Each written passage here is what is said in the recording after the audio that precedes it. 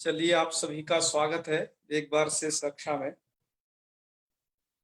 तो आगे बढ़ते हैं, कल के कुछ प्रश्नों को लेते हैं।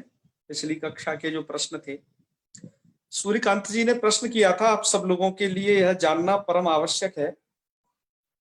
हमने आपको उच्चारण के माध्यम से भी यह बताया है कि उदात्त, अनुदात्त तथा स्वरित, इन स्वरों का लेखन किस तरीके से किया जाता था। अर्थात देखो, हम जो शब्द बोलते हैं ना, उसको हमें एक सिंबल देना पड़ता है। जैसे हमने बोला अ, तो उसको एक सिंबल दे दिया कि अ माने इस तरीके का एक सिंबल, और एक बोला हमने आ, तो उसको एक सिंबल दे दिया कि ना आ, उसमें एक डंडा ज्यादा एक लगा करके एक लाइन बता दिया कि हाँ आ मतलब ये इस तरीके का। अर्थात हमने अपने वाणी को संकेत कुछ दे रखा है, जिससे हम क्या है जो बोलते हैं वह पढ़ पाते हैं वैसा ही के वैसा, उसको सिंबल कहा जाता है। इसी तरीके से ह्रस्व, दीर्घ और प्लुत के सिंबल्स आपको पता है, जिसमें प्लुत का सिंबल भी आपको पता हो कि उसके आगे 3 लिखा रहेगा, तो आप समझ जाना कि इसको 3 अर्थात त्रिमात्रिक उच्चारण करना है, जिसके कारण से वह प्लुत हो जाएगा। अच्छा, तो ऐसा ही क्या उदात्त, अनुदात्त और स्वरित के लिए भी कुछ व्यवस्था थी क्या, कि इस प्रकार से कुछ सिंबल दे दिए जाएं जिससे हम उन्हें उसी में उच्चारण करें, उसी टोन में उच्चारण करें। कि उदात्त का उच्चारण करना होगा तो कैसे, तो उसके कुछ सिंबल्स निर्धारण किए गए थे। हमने पिछली कक्षा में आपको यह स्लाइड दिखा करके बताया था कि वो देखो सिंबल किस प्रकार के होते थे। जैसे ये उदात्त का तो कोई सिंबल नहीं होता था। यदि आपको कोई वर्ण ऐसे लिखे दिखाई दें, तब आप समझ जाना अ ई उ, है ना, इस तरीके से। अर्थात इस पर कोई रेखा ऊपर नीचे न लगी रहे, तो आप समझ लेना कि यह उदात्त है, इसका हमें उदात्त में उच्चारण करना है। अच्छा, दूसरी बात आती है अनुदात्त की। तो अनुदात्त में ये था कि अनुदात्त का हमने जो बताया था कि इसमें ये वाला नीचे सिंबल लगा होगा, ये नीचे यदि रेखा यदि है वर्णों के, तो आप इसे तब अनुदात्त मानिएगा कि आपको इसका फिर उच्चारण करना है वो अनुदात्त में करना है। और स्वरित के लिए आपको जैसा पता है, ये ऊर्ध्व रेखा यदि है तो इसका उच्चारण आपको स्वरित में करना पड़ेगा। तो ये पिछली कक्षा में आपको बताया गया था, और ये वेद मंत्र उदाहरण के रूप में बताया गया था, जिसमें ये मंत्र में इस तरीके से लगे हुए हैं। वैदिक लोग अर्थात जो ऋग्वेद के अध्येता हैं, वो इसी तरीके से मंत्रों का उच्चारण करते हैं। उदात्त को उदात्त में, अनुदात्त को अनुदात्त में, स्वरित का स्वरित में। पर मित्रों, हमने बताया कि यजुर्वेद में जो परंपरा है, ऋग्वेद की नहीं बल्कि यजुर्वेद की जो परंपरा है, उसमें जो स्वर है वो हाथ से लगाए जाते हैं। अर्थात आपका हाथ ऊपर होता है जब आप उदात्तोच्चरित करते हैं। अनुदात्तोच्चरित में नीचे, और स्वरित को उच्चारण करने में ये बीच में होता है हाथ। पर कुछ शाखाओं में ये जो है स्वरांकन पद्धति कुछ अलग तरीके से भी पाई जाती है। मित्रों, स्वरांकन पद्धति के विषय में एक विद्वान रहे, इनका नाम आप ये इधर देख पा रहे होंगे, जिनका नाम था पंडित युधिष्ठिर मीमांसक जी। इन विद्वान ने और अपनी एक किताब लिखी जिसका नाम है वैदिक स्वर मीमांसा। इसके पेज नंबर 127 से लेकर के आगे तक का जो वर्णन किया है, उसमें वेदों में जो स्वरांकन कैसे किया जाता था, वेदों की भी अलग अलग शाखाएं हैं मित्रों। ऐसा नहीं कि आप ऋग्वेद का मतलब ओनली ऑन ऋग्वेद, उसमें भी शाखाएं हैं, सामवेद की तमाम शाखाएं हैं, पर आजकल कुछ कम प्राप्त हैं, एक अलग बात है। तो शाखा के भेद से क्या है, स्वरों में भेद है मित्रों। अर्थात स्वरों में भेद का मतलब यह है कि उनके उच्चारण में भेद नहीं मित्रों, बल्कि जो भेद है वो मुख्य रूप से उनके सिंबल्स को लेकर के है। जैसे उदात्त में कोई भी रेखा नहीं होती। यह माध्यन्दिनी जो शाखा है यजुर्वेद की, ये यहाँ पर वर्णित है कि उदात्त में कोई रेखा नहीं करना है, ठीक है ना, ये माध्यन्दिनी शाखा के अनुसार है। अच्छा, पर क्या है, हमने आगे लिखा है कि वेदानाम अन्यासु शाखासु इयम रीति समाना न दृश्यते, अर्थात वेदों की अन्य शाखाओं में ये रीति समान नहीं है। मित्रों, कहीं कहीं पर क्या दिया गया है कि उदात्त में कहीं जो रेखा की गई है ना, उदात्त में ध्यान दें, यहां पर उदात्त में कहीं कहीं ये वाली रेखा को कर दिया जाता है। वेदों में किन्हीं शाखाओं में उदात्त का जो सिंबल है वो ये ऊपर ये वाले दर्शाए गए हैं, जो कि किसी शाखा में स्वरित के सिंबल है। तो जब भी आपको ये पता करना हो कि मतलब इनके स्वरों के विषय में, तो एक बार हम उस शाखा को देख लें कि हम किस शाखा को पढ़ रहे हैं।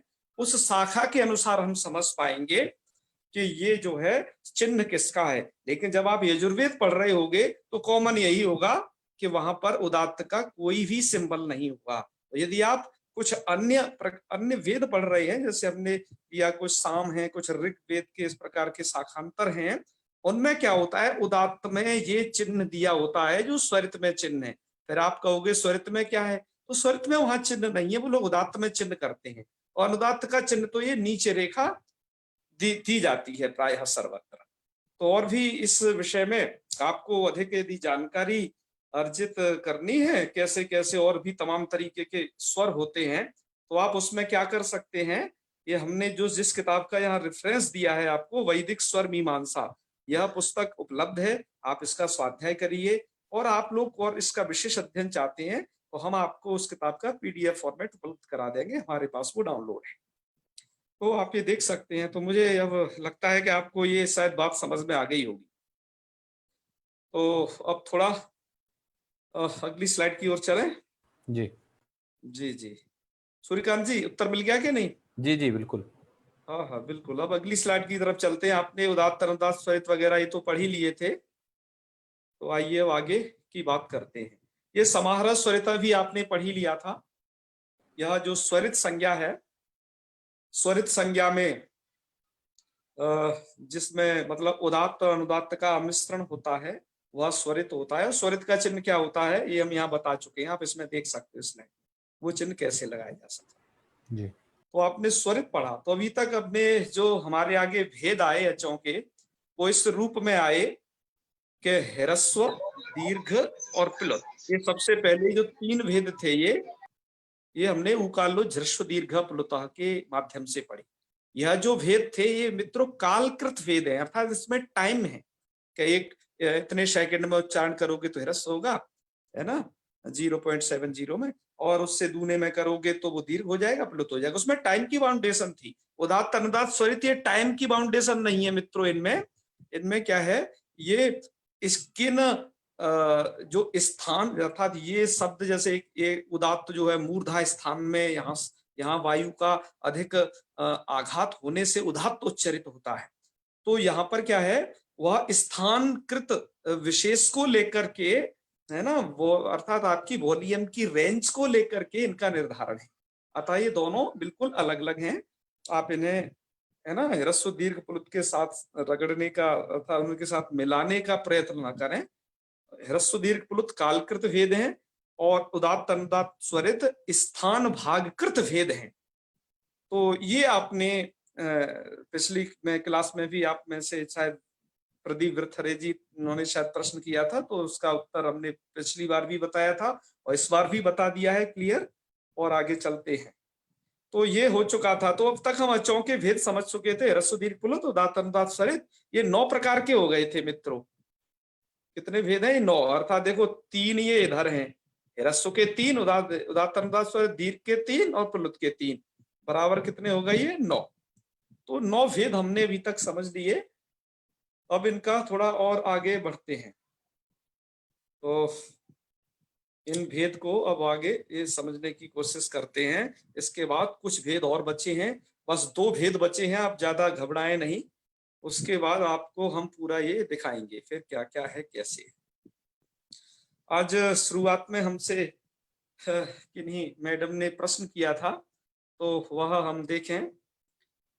अनुनासिक संज्ञा का क्या है आपके उसमें देखो सूत्र दिए गए हैं, उपदेशे अजनुनासिक वो क्षम्यताम, अनुनासिक संज्ञा करने वाला सूत्र दिया गया है मुख नासिका वचनो नुनासिका। तो मुख नासिका वचनो नुनासिका से पहले एक पंक्ति आ रखी है, वो पंक्ति को हमने यहाँ पर लिखा है, इस रूप में देख रहे होंगे आप, स नव विधोपी प्रत्येक मनुनासिकत्वा स। आपके उसमें नीचे पंक्ति आई है, जब आपने समाहारा स्वरिता को पढ़ा, उस समाहारा स्वरिता के लास्ट में अपनी लघु सिद्धांत कौमुदी में आप देखेंगे तो वहां एक पंक्ति आ रखी है, स नव विधोपी।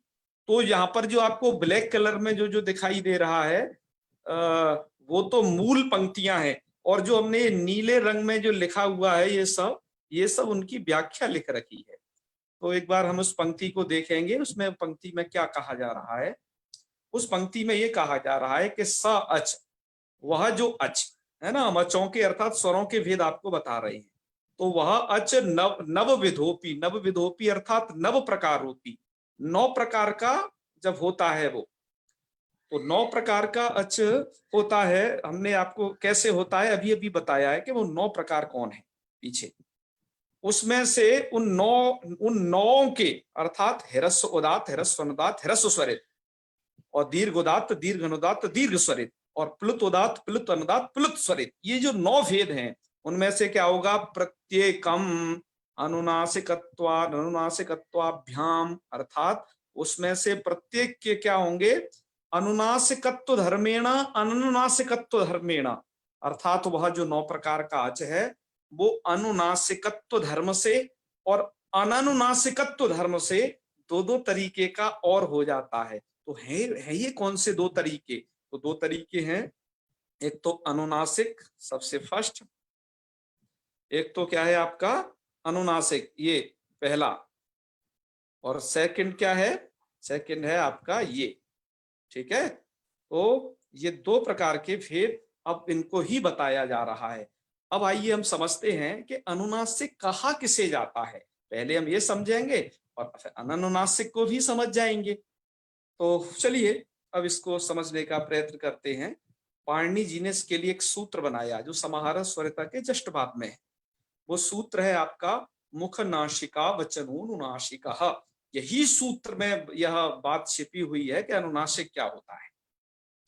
तो इस सूत्र का मूल अर्थ जो है हमने ग्रीन कलर से लिखा हुआ है, आपको सबको स्पष्ट नजर आ रहा होगा। मूल में उसमें ऐसा लिखा हुआ है, मुख सहित नासिकयोच्चार्यमाणो वर्णो नुनासिक संज्ञस्य, अर्थात इसका यह अर्थ है मुख सहित नासिकया उच्चार्यमाणः, अर्थात मुख सहित नासिका से उच्चार्यमाण, अर्थात आपने कोई वर्ण का उच्चारण यदि मुख और मुख सहित नासिका से किया है तो ऐसा वर्ण क्या होगा, ऐसा वर्ण होगा अनुनासिक संज्ञक।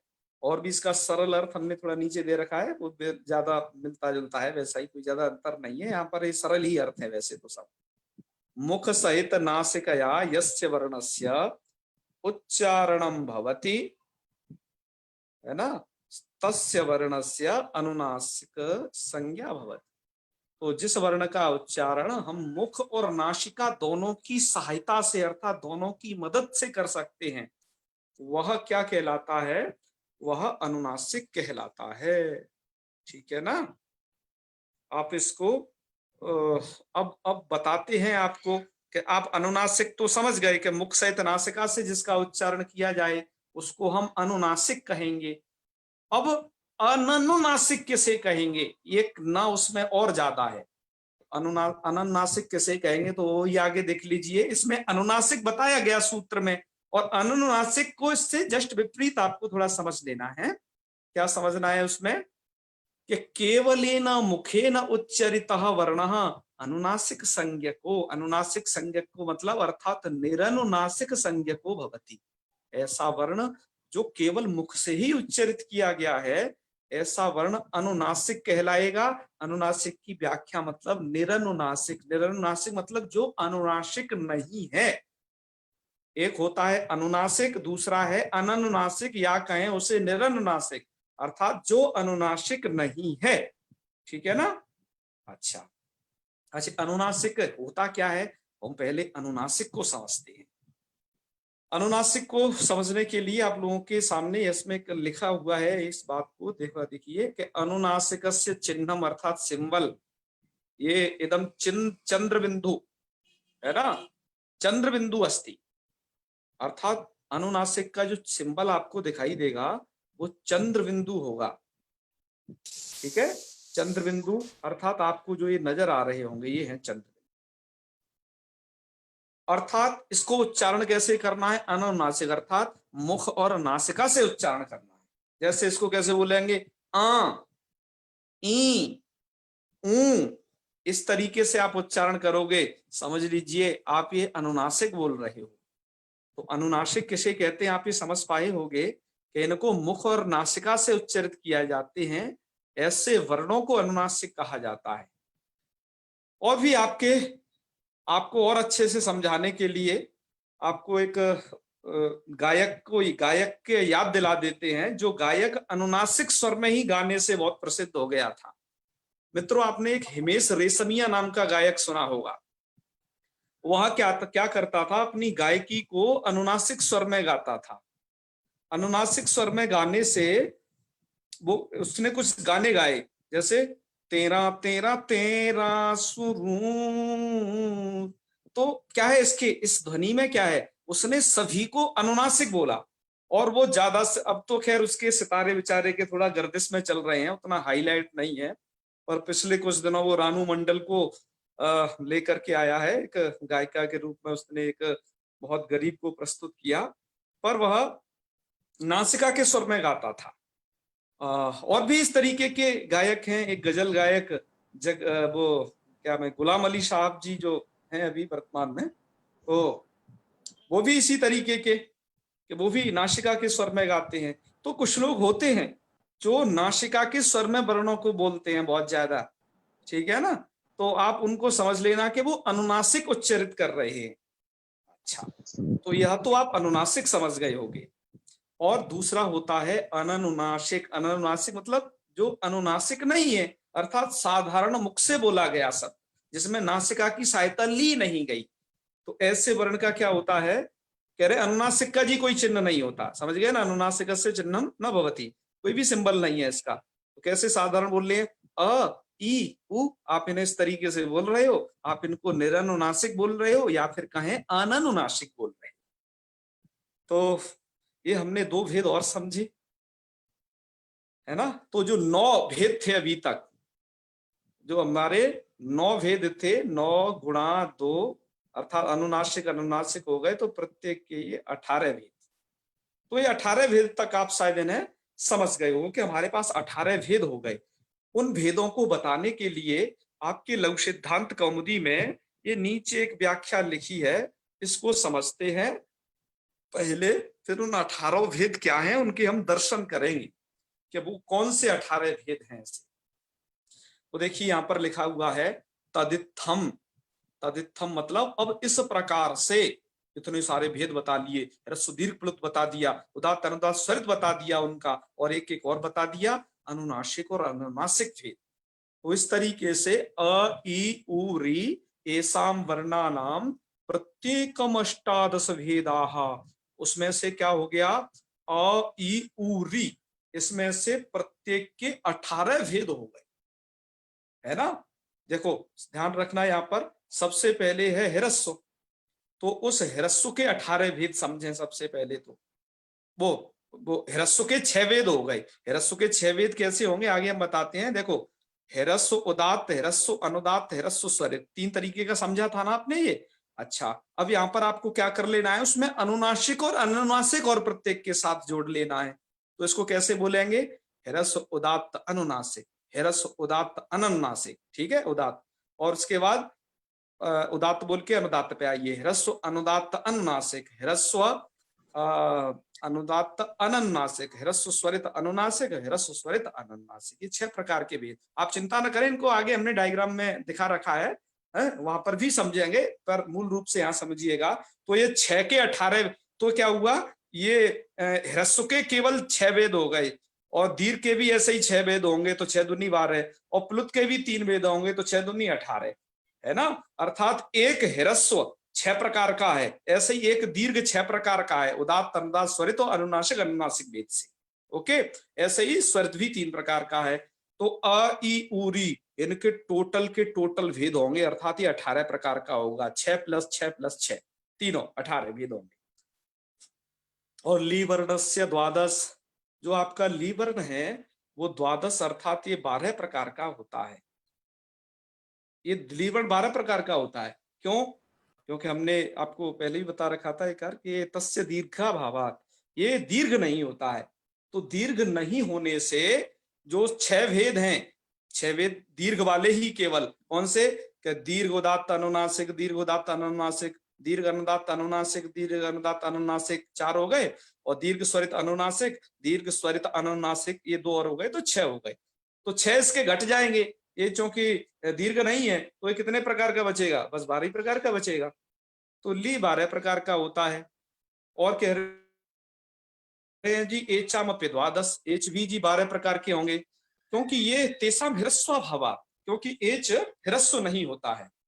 तो हिरस्व नहीं होता है, इसका मतलब ये क्या होता है? अर्थात ये दीर्घ में हो सकता है और ये प्लुत में हो सकता है, 2 में हो सकता है एच। अब देखिए यहाँ पर प्रत्याहार का ग्रहण है।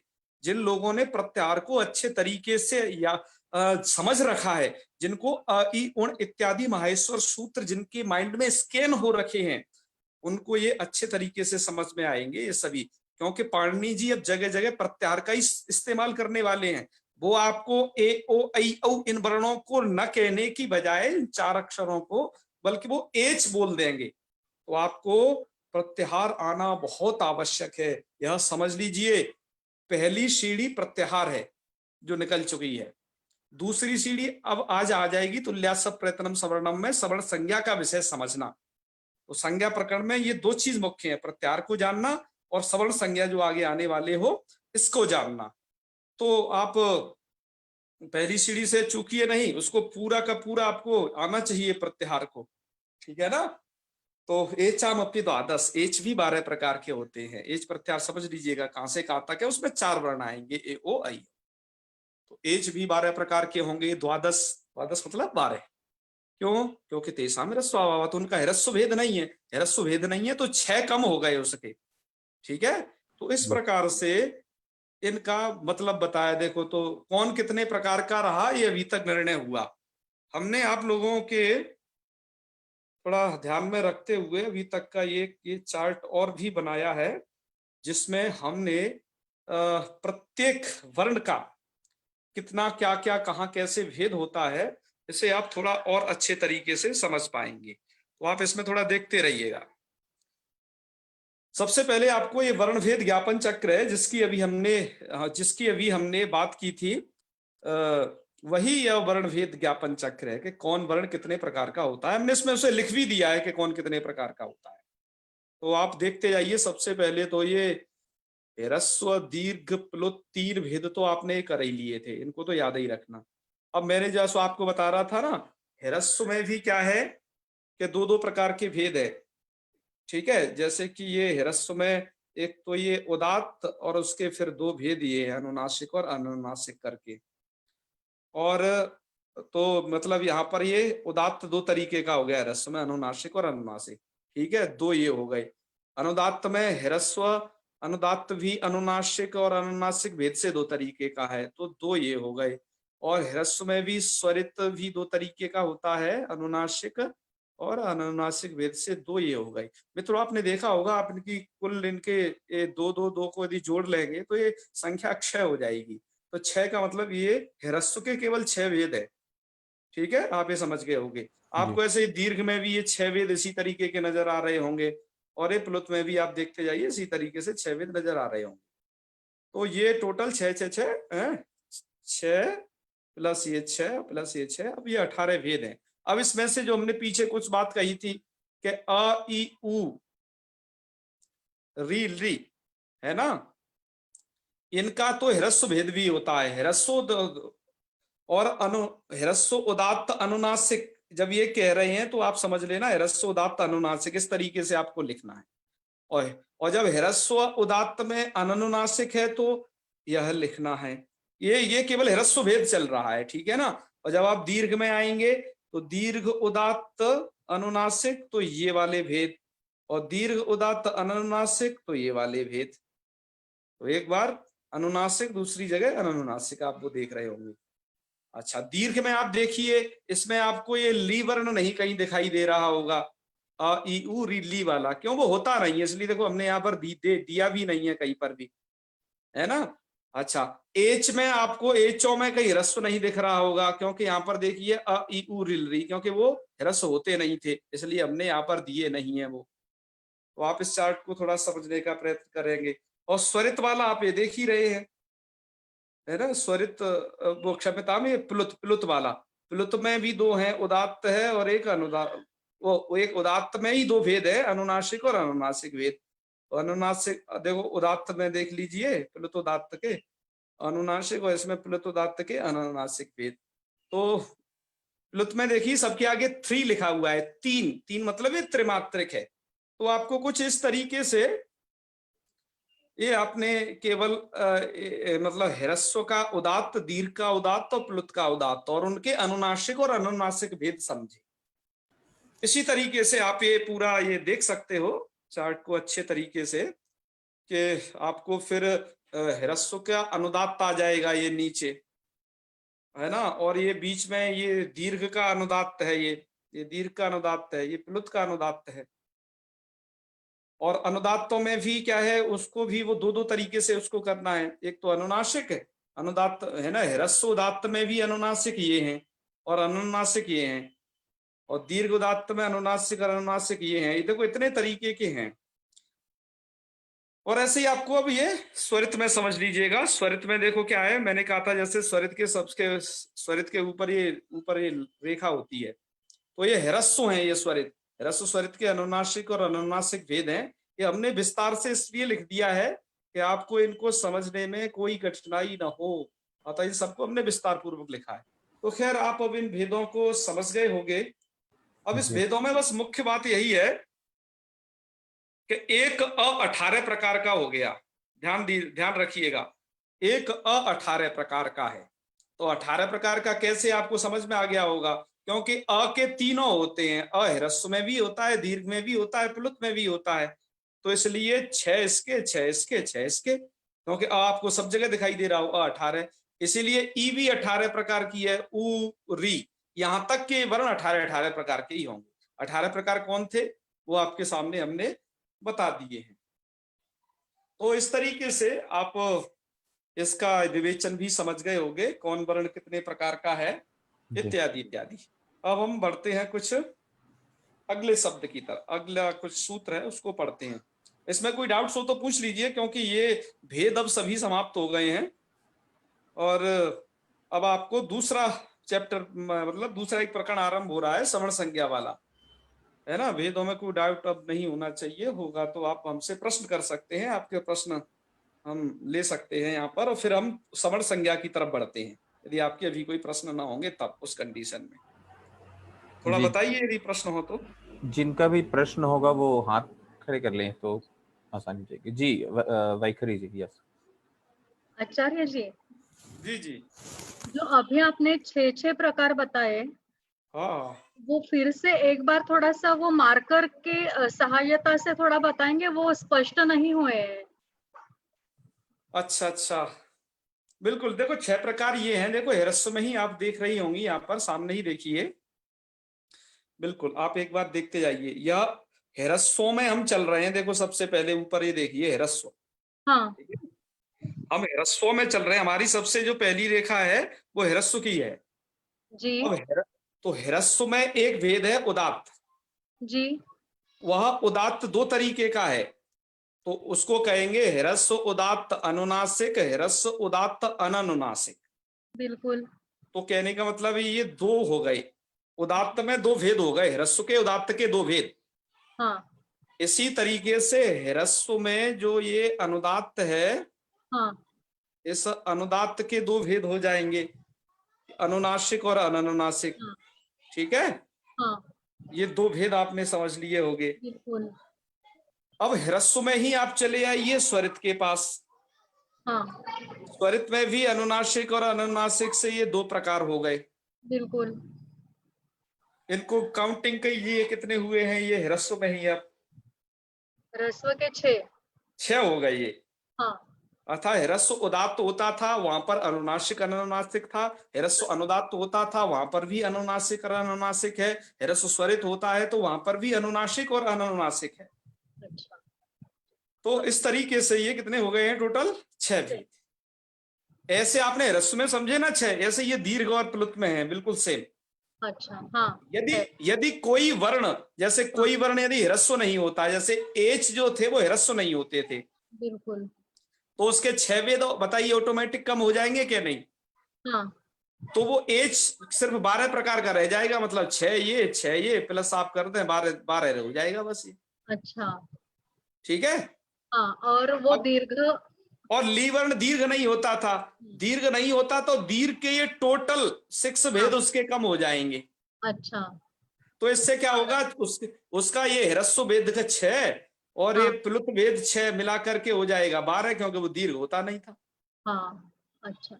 बात आई बिल्कुल। ना समझ में? वही जो हाँ। उसमें हाँ, बात लिखी अभी। हुई है नीचे पंक्ति में, उसी हाँ। का ये स्पष्टीकरण है अभी जो बताया है। हाँ, बिल्कुल। अ इ ऊरी ये सांवर्णानाम प्रत्येक अष्टादश वेदा इत्यादि का ही व्याख्यान।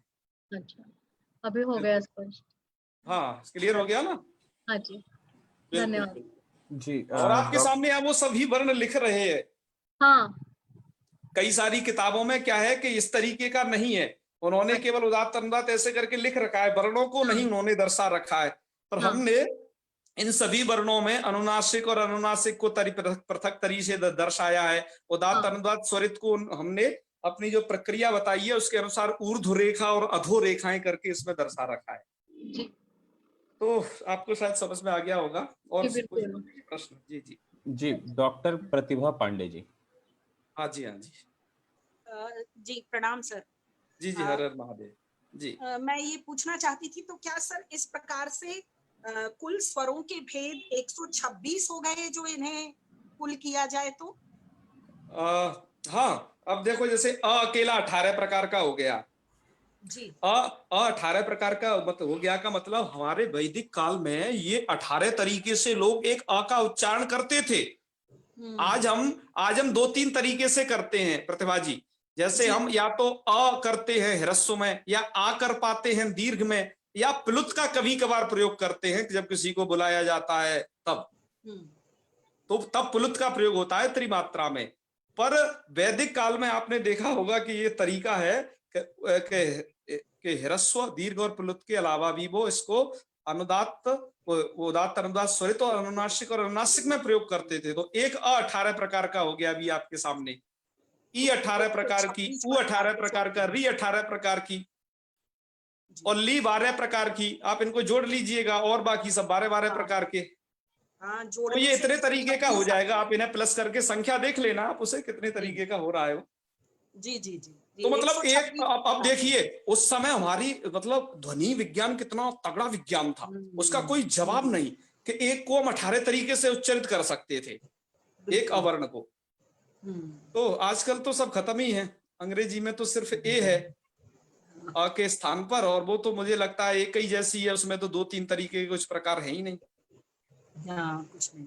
तो ये कितना बड़ा विज्ञान हमने खो दिया है, इससे समझ में आता है। हमारा यहाँ देखो आपको बताने का मतलब था, एक ग्रंथ में लिखा था, हम आपको चाहते तो ह्रस्व दीर्घ प्लुत भेद आपके लिए पर्याप्त थे, पर उदात्त अनुदात स्वरित समझना ये थोड़ा एक वैदिक परंपरा को आपने यहाँ समझ लिया, इसी बहाने आगे हम मूल ग्रंथ को पढ़ेंगे, उसमें कठिनाई नहीं है, अब आपको ज्यादा आनंद आने वाला है।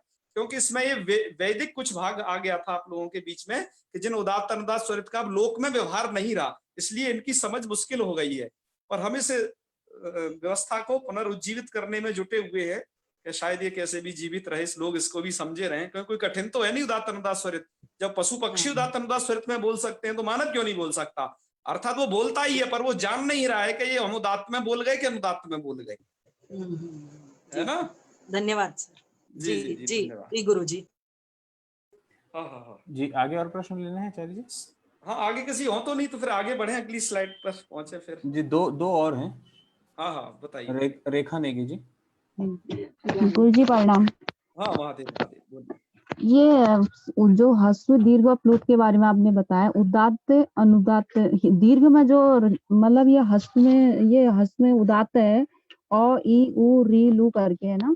यस तो यस। जी दीर्घ में आया अनुनासिक, अनुनासिक जो है इसमें हाँ। उदात्त में, इसमें लू मतलब ये अ ई उ री लू क्यों नहीं है इसमें? ये समझ में नहीं आया मुझे। बिल्कुल, मैंने अभी बताया था ना, ली वर्ण का दीर्घ नहीं होता है, एक पंक्ति अच्छा पीछे बताई थी। अच्छा अच्छा, जी जी जी जी। जी, मैंने देखो हाँ आपको इस स्लाइड में एक मिनट आपको पीछे ले जाना होगा थोड़ा सा। आप यहाँ पर देखिए हमने क्या लिखा था, ली वर्णस्य द्वादश तस्य दीर्घा भावाति वाली पंक्ति को थोड़ा गौर कीजिए कि जो बताई थी। ली वर्ण का दीर्घ नहीं होता है अच्छा सर, ना? दीर्घ में नहीं अर्थात लेते हैं ना वेदों में उसको। ऐसा पाया नहीं गया है, इसलिए जी, दीर्घ नहीं होता है, समझ लीजिएगा। दीर्घ में हट जाएगा वो।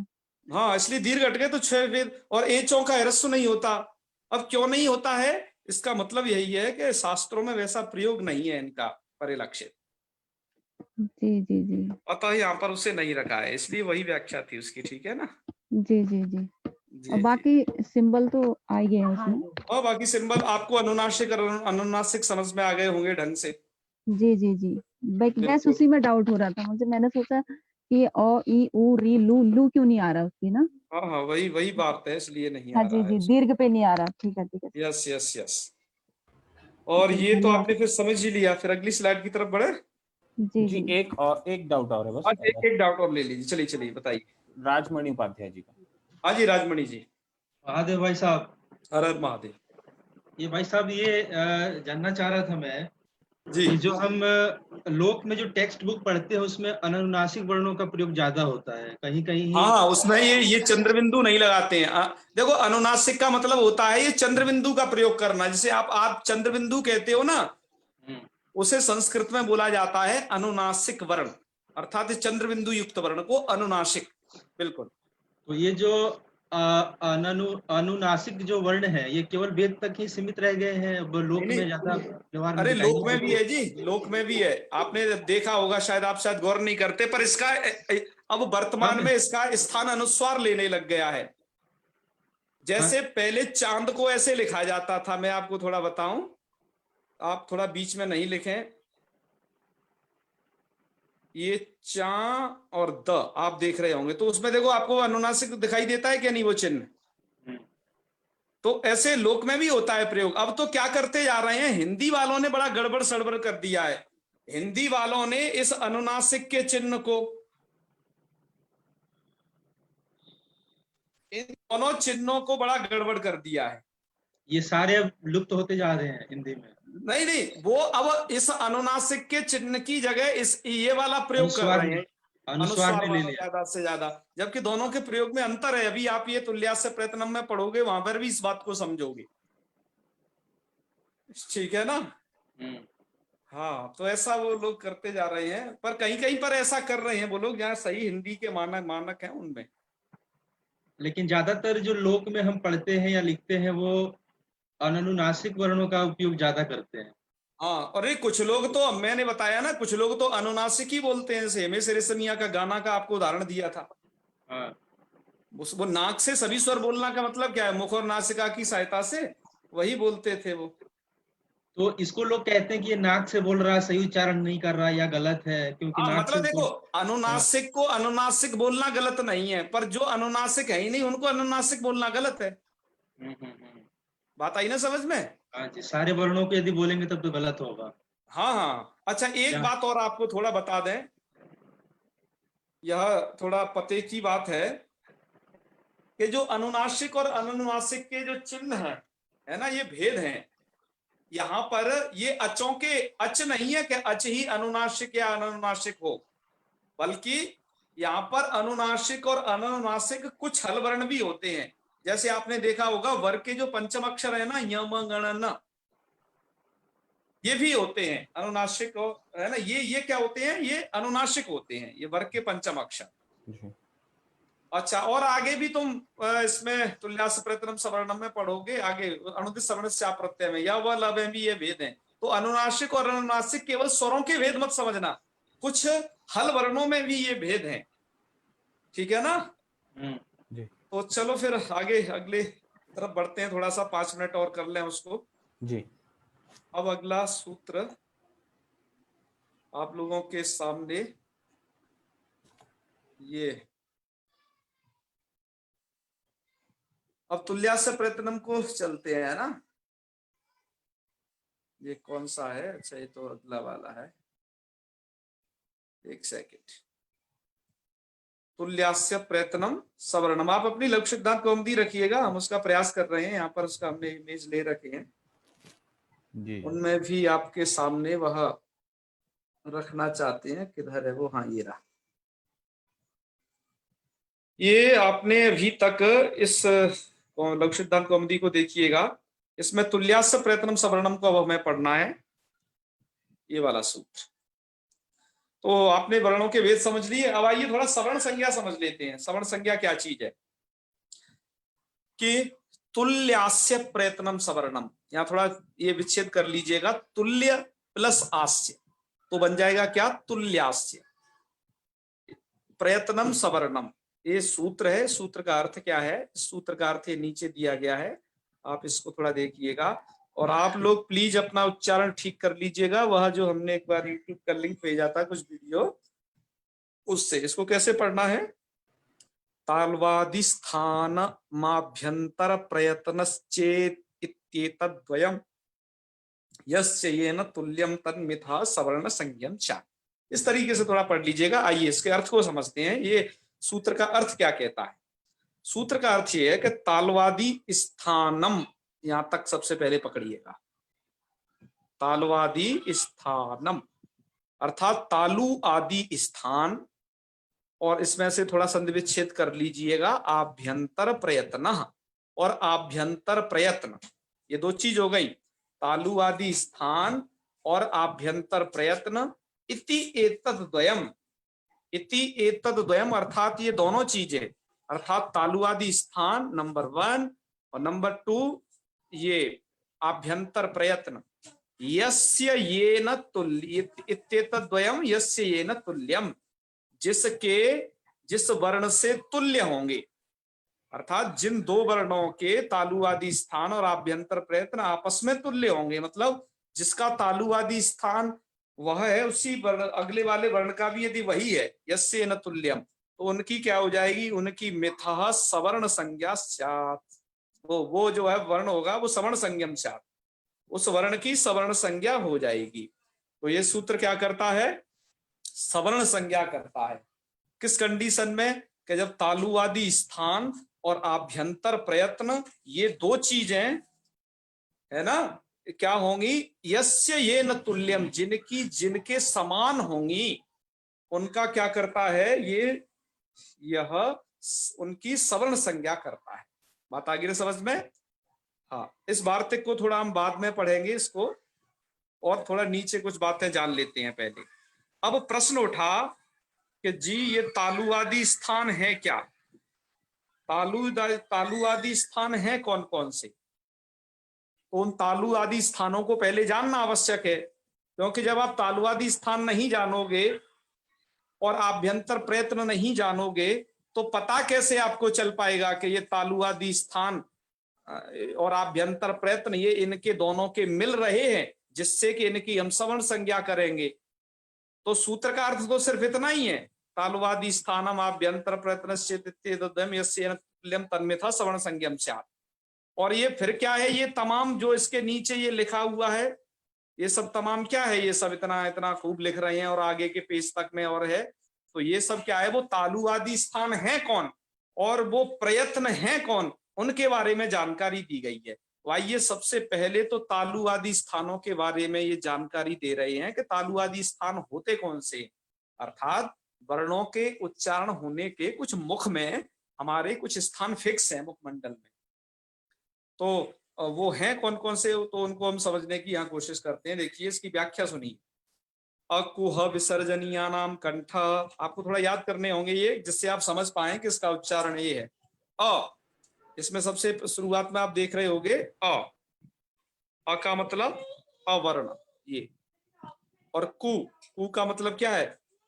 कु का मतलब है कवर्ग, ये शॉर्ट फॉर्म यूज की है, ध्यान रखना।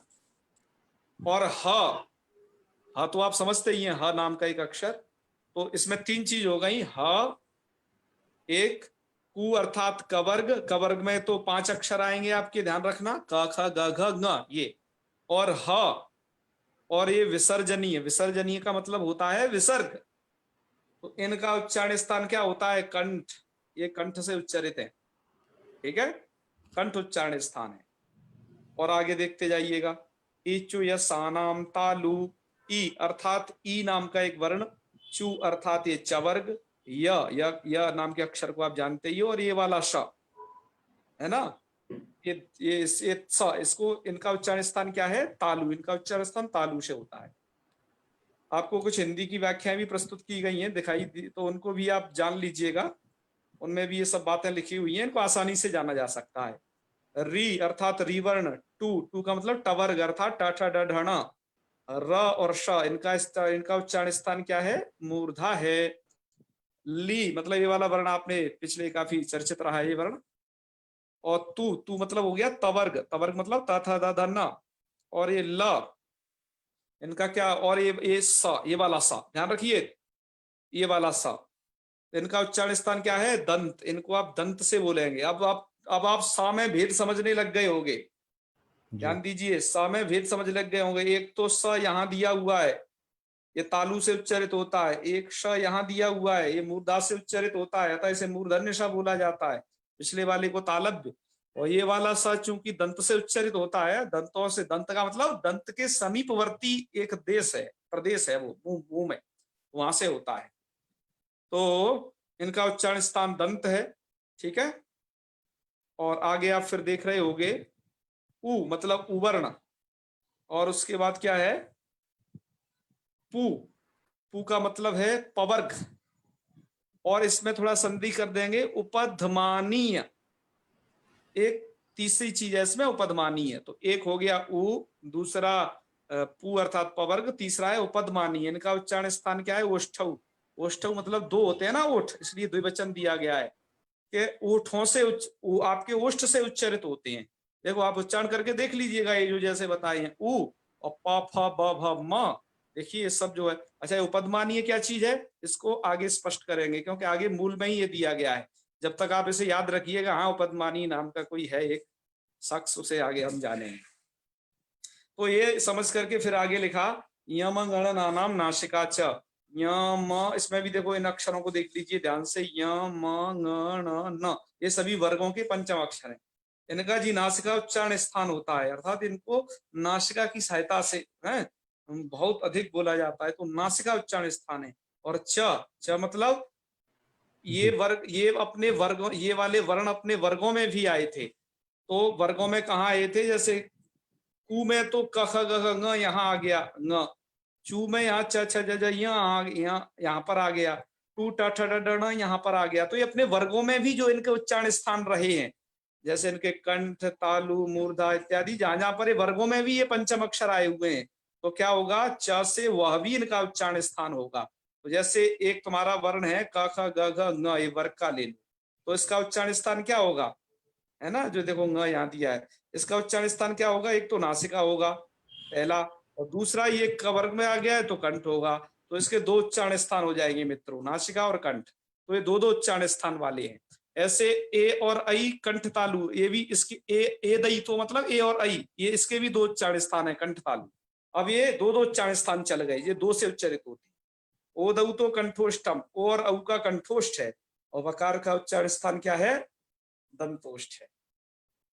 तो ये सब प्रक्रिया रही आप लोगों के सामने। अब चूंकि समय हो चुका है, तो आज हम इसे यहीं तक रखते हैं, यहीं विराम देते हैं, और आपके प्रश्नों को जो होगा आप कर लेते हैं, क्योंकि अभी तक के प्रश्न ले लिए गए हैं। आप इनको भली भांति कंठस्थ कर लीजिएगा कि किस वर्ण का क्या उच्चारण स्थान है, क्योंकि संधि में आपको बहुत ये काम आने वाला है।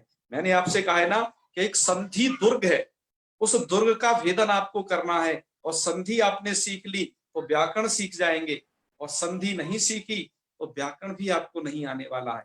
तो आपको जो भी कठिनाई है, 1 मंथ ज्यादा से ज्यादा या 1.5 मंथ, जब तक ये संधि हो रही, बस संधि होते ही आपकी सभी कठिनाई का निवारण हो जाएगा। फिर आप व्याकरण स्वतः पढ़ जाओगे, आपको व्याकरण खुद पे खुद आ जाएगी, उसकी चिंता नहीं करनी। व्याकरण के इस प्रवेश में दिक्कत है इसमें यही, तो आप इसको प्रवेश कर लेंगे तो आपके लिए बहुत अच्छा रहेगा। तो उच्चारण स्थान संधि के लिए बहुत महत्वपूर्ण है, आप इन उच्चारण स्थानों को ठीक से याद रखिएगा, है ना। और हम आपको याद बता रहे हैं कि हम आपको लगातार पूछ तो नहीं पा रहे, हम आपसे प्रत्याहार नहीं पूछ पा रहे हैं कि किसको कितने प्रत्याहार आए, हमें मान के चलते हैं आप सभी लोग प्रत्याहारों का ठीक से अभ्यास करना सबसे फर्स्ट, एक दूसरे से पूछें। और ये आप दूसरी चीज क्या करें, किस वर्ण का क्या उच्चारण स्थान है आपस में डिस्कस करें, जो है इससे आपको क्या तैयार हो जाएगा, हाँ इस वर्ण का ये, इस वर्ण का ये, और आपके सामने व्याख्या प्रस्तुत की ही गई है। तो बाकी फिर इतना ही रखते हैं, ठीक है जी सूर्यकांत यही समापन करें फिर, हैं जी जी चलिए फिर कर लेंगे, जो भी प्रश्न उत्तर होंगे आपके उन्हें कर लेंगे। चलिए, ओम सर्वे भवन्तु सुखिनः, सर्वे सन्तु निरामयाः, सर्वे भद्राणि पश्यन्तु, मा कश्चित् दुःखभाग् भवेत्। ओम शांतिः शांतिः शांतिः। सर्वेभ्यो नमो नमः। शुभ रात्रि। नमो नमः। नमो नमः।